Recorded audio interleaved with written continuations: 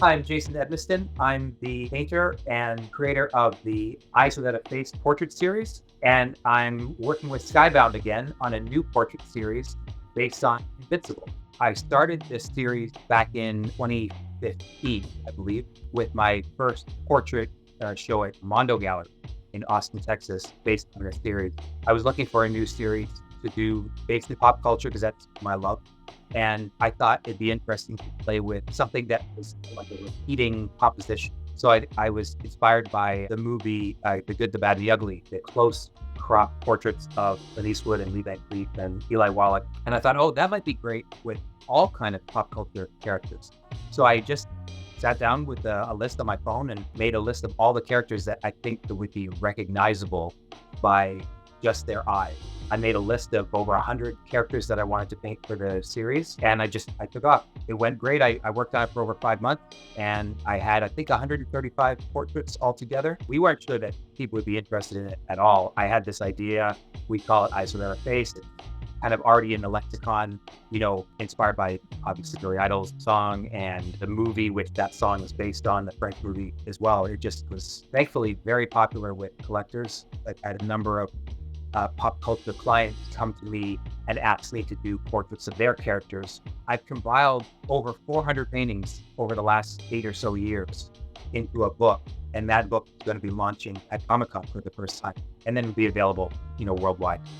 When I would draw things as a child, I would always gravitate towards pop culture stuff, whether it would be cartoon characters or comic books or movies. I was big into, Sunday afternoon cinema. So you're drawing, The Road Warrior or Planet of the Apes or something like that. And it was just the thing that I loved to do the most. And I always dreamed of doing that for a living. And I didn't realize how difficult it would have been to break into that market. I challenged myself to go to comic conventions and literally walk up and down the aisles and show my portfolio to anybody that would look at it. And I got more and more traction. And the more that it attracted consumers, the more I got inspired that this was actually a real thing that could happen. And I have been doing this second part of my career for, I guess, the last 15 years.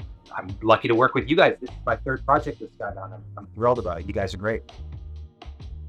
In much of the same way that Stan Lee always used the Marvel characters, they had girlfriend problems and addiction and greed and lust and all these things. Invincible seems to kind of dial that up a little bit more. I mean, the father-son dynamics, and they're literally beating the hell out of each other, and also bringing in kind of some gore and death and real world stakes. That always felt very grounded to me. So when I was working on the series, I thought the costuming would be difficult. But then when I saw how the characters were cropped, they didn't have much in terms of costuming. Just Invincible has the cowl. The rest of them are just their features. Luckily, the great character designs made them recognizable based on their coloring and their face shape and all of this. For instance, Omni-Man. So I started doing reference of actors, and I played with a few, including his voice actor. But I thought actually Jeffrey Dean Morgan would be a great Omni-Man as far as face shape goes, but I'll base it on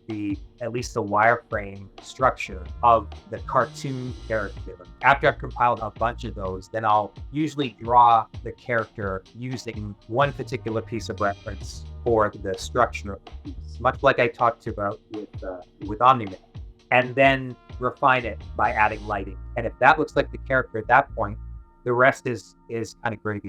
It's all rendering at that point. I just kind of make sure that I can capture the character and make them recognizable. I don't really have to think too much at that point. That's the great thing about practicing art, is after a while, you don't really think about it. You're a musician on stage playing music, letting it flow out of you. You're not looking at sheet music anymore. That's the most enjoyable part of it.